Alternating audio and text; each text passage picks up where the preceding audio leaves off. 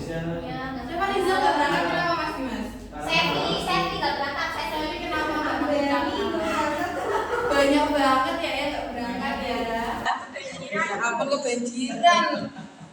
Oh ya, ini siapa ketua kelasnya siapa? Dimas. Oh ya, Dimas ketua kelasnya, coba pimpin doa Dimas. Baik, untuk alangkah baiknya kita sebelum pembelajaran berdoa dimulai. Amin. Amin. Doa selesai. Oke, hari ini kita mau belajar apa nih anak-anak? Tes eksposisi. Pintar banget. Kemarin minggu lalu kita sudah belajar teks eksposisi ya, masih ingat ya? Masih. Apa struktur teks eksposisi Mbak Indi? Apa aja? Ada berapa struktur teks eksposisi? Aduh, kalian kenapa nih nggak pada belajar ya? Iya. Apa nggak pada berangkat? Kenapa? Lupa, yaudah kita belajar lagi ya untuk teks eksposisi ini. Nah, tujuan belajar pada hari ini karena kemarin kita sudah mempelajari teks eksposisi, maka hari ini kita akan menulis teks eksposisi. Nah, karena kalian masih lupa apa sih itu teks eksposisi, coba dibaca ya. Siapa yang mau baca? Saya. Oh, Mas Dimas sampai semangat banget tuh. Mas Dimas dibaca coba. Tes eksposisi adalah jenis tulisan non fiksi yang bertujuan untuk menyampaikan informasi atau pengetahuan secara jelas dan objektif. Nah, minta. Jadi teks eksposisi adalah teks non fiksi ya. Nah, ciri-cirinya itu ada berapa coba? 1, 2, 3. Ada 7. Nah, yang pertama itu bersifat informatif, menggunakan bahasa baku, objektif dan tidak memihak, penyampaian lugas dan padat, menggunakan fakta sebagai pendukung, bersifat logis dan sistematif, gaya informasi mengajak atau persuasif. Nah, karena minggu kemarin kita sudah belajar ini, Ada yang masih belum paham nggak dari 7 ciri-ciri ini? Atau nggak paham semua nih? Mana? Coba ada yang nggak paham yang mana? Atau sudah paham semua tentang ciri-ciri teks eksposisi? Belum. Yang mana Mbak Afrida yang belum paham? Semuanya informasi mengajak atau persuasif. Nah, yang gaya informasi mengajak dan persuasif. Dan gaya mengajak itu kita di eksposisi itu kan kita menerapkan ada 3 struktur ya. Kita nyambung ke strukturnya. Strukturnya itu ada tesis, argumentasi, dan penegasan ulang. Nah, di argumentasi ini kita mengeluarkan fakta dan pernyataan para ahli. Jadi di sini kita itu mengajak juga agar mereka misal ada contoh kejadian alam nih, banjir. Penyebab banjir itu apa, Mbak? Nah, membuang sampah sembarangan kan. Nah, kita membuat teks eksposisi agar dengan argumen kita agar orang-orang itu tidak membuang sampah agar tidak banjir. Jadi itu mengajak seperti itu Mbak Frida. Paham nggak sampai sini? Ada pertanyaan? Nah, untuk selanjutnya struktur teks eksposisi ada yang dipertanyakan? Minggu kemarin kita sudah belajar teks eksposisi ya. Masih lupa atau udah ingat? Sudah ya. Jadi strukturnya itu ada 3. Yang pertama tesis, argumentasi, dan penegasan ulang. Tesis itu apa Mbak Frida? Tesis itu pengantar atau gambaran. Iya, betul. Jadi tesis itu pengantar atau gambaran umum. Jadi ada di awal paragraf ya. Terus yang kedua ada apa, Mas Heri? Ada argumentasi Bu. Ya, argumentasi apa, Mas? Argumentasi adalah Apa kelihatan nggak? nggak kelihatan Bu. Maju coba deh. Awas. Argumentasi Kenapa adalah nggak tahu kita? alasan logis, hasil temuan atau fakta dari pernyataan ahli Bu. Iya, betul sekali. Terima kasih ya Mas Heri. Jadi argumentasi ini itu tidak semuanya itu argumen kita sendiri, tapi ada penguatannya dari fakta dan pernyataan dari para ahli. Tadi yang terakhir itu ada penegasan ulang, Mbak. Sofi, penegasan ulang apa Mbak Sofi? Simpulan. Iya, betul sekali. Penegasan ulang itu adalah simpulan dari tesis dan argumentasi. Nah, di sini tuh ada contohnya itu polusi udara ya. Ini banjir, siapa yang bilang banjir? Ini Bu. Mbak ini nih, itu ada tanda kendaraan loh Mbak Yuni, ya ampun. Ngantuk ya ini Mbak Yuni, ngantuk ya. Ini kok pada lemes itu kenapa? Ngantuk, belum makan.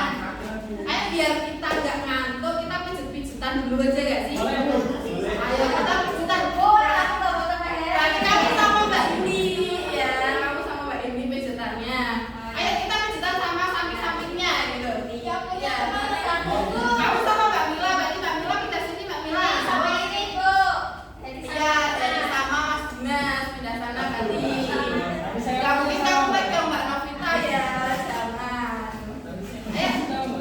Ayo, pijatnya pertama kita maju kanan dulu, kemudian sebelahnya dulu. Ayo dipijat dulu, dipijat yang enak biar gak ngantuk. Ayo, kalau gak enak berarti itu kurang enak. Ayo, sini dulu. Mana? Ya gantian sama sampingnya, sama temannya. Oh nggak mau Kak Novita kan udah dipijitnya loh. Ya. Aduh banyak banget. Gimana? Udah ya, udah enak semua. Udah, oke bisa ngomong lagi ya. Nah di sini ada contoh dari polusi udara. Siapa yang mau baca tesisnya? Ya silakan Mbak Novita dibaca. Tesis polusi udara merupakan masalah lingkungan yang semakin mendesak di perkotaan dan wilayah industri. Kualitas udara yang buruk tidak hanya mengancam kesehatan manusia, tetapi juga merusak ekosistem dan mempercepat perubahan iklim. Iya, pintar sekali. Nah, ini jadi awalnya ini pendahuluannya tesis itu seperti ini, gambaran umum tentang polusi udara. Tanya ada argumentasi. Coba, siapa yang mau baca argumentasi? Saya Ya, silakan. argumentasi penyebab utama polusi udara meliputi emisi kendaraan bermotor, aktivitas industri dan pembakaran bahan bakar fosil, asap kendaraan yang menghasilkan monoksida, nitrogen oksida, dan partikel-partikel berbahaya, pabrik-pabrik industri mengeluarkan polutan seperti sulfur dioksida dan karbon dioksida ke udara. Polusi udara dapat Itu bisa diperhatikan ya namanya ya, enggak ini. pernapasan, penyakit jantung, dan kanker paru-paru. Selain itu, polusi udara juga berkontribusi pada hujan asam yang merusak lingkungan dan bangunan. Nah, di sini argumentasi disertakan juga fakta-faktanya. Jadi asap kendaraan rokok itu mengakibatkan apa aja. Seperti itu. Lanjut ada terakhir itu ada penegasan ulang. Siapa yang membaca penegasan ulang? Saya Ya, silakan Mbak Anda. mengatasi polusi udara memerlukan upaya bersama dari pemerintah, industri, dan masyarakat. Pemerintah perlu meningkatkan transportasi umum yang ramah lingkungan dan menerapkan teknologi bersih di industri. Industri harus mengurangi emisi polutan dan mengelola limbah dengan benar. Masyarakat dapat mengurangi penggunaan kendaraan pribadi dan mendukung kebijakan lingkungan yang berkelanjutan. Dengan tindakan nyata, kita dapat menciptakan lingkungan yang lebih sehat dan lestari untuk generasi mendatang. Oke, nah ini penegasan ulang itu tadi apa teman-teman? Tadi apa anak-anak? Kesimpulan. Nah, di sini sudah menjelaskan kesimpulan dari tesis dan argumentasi yang tadi. Di sini juga ada sarannya juga. Jadi tidak hanya penegasan ulang dari kesimpulan dari tesis dan argumentasi tadi. Nah, karena materi sudah selesai, tadi tujuan pembelajaran pada hari ini itu apa anak-anak? Menulis, betul sekali. Nah, jadi ibu ada tugas untuk kalian. Nah, di sini ibu ada kotak penemuan teks eksposisi. Nah, di sini nanti kalian dibagi kelompok menjadi berapa ya? 2 saja ya? Tiga karena strukturnya kan ada 3 ya. Jadi 3 kelompok. Kelompok pertama jadi siapa nih? Kalian kan sudah ya? Oh, Mbak Novita, baik.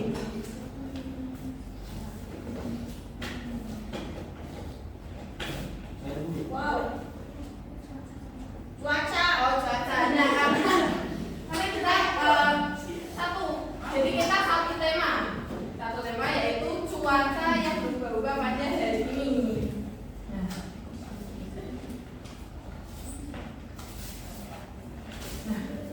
Kalian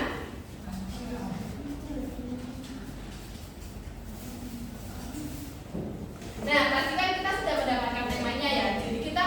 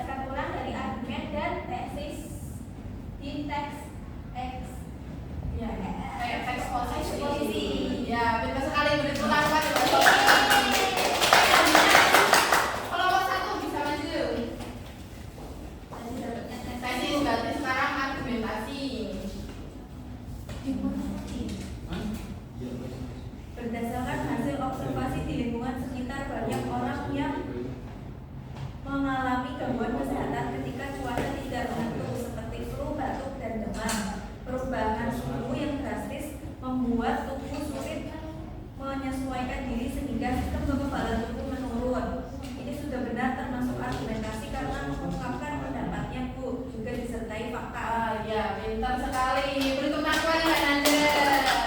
Oke, selanjutnya kelompok terakhir bisa maju. Ayo, Mas Dimas buka kelompoknya. Coba buka yang tesis sekarang.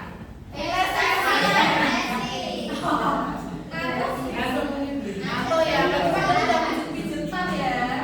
Ya, coba dibaca. Tesis, cuaca yang sering berubah-ubah dapat menyebabkan berbagai masalah kesehatan bagi masyarakat. Nah, ini sudah masuk ke tesis belum, Mas? Sudah. Iya, karena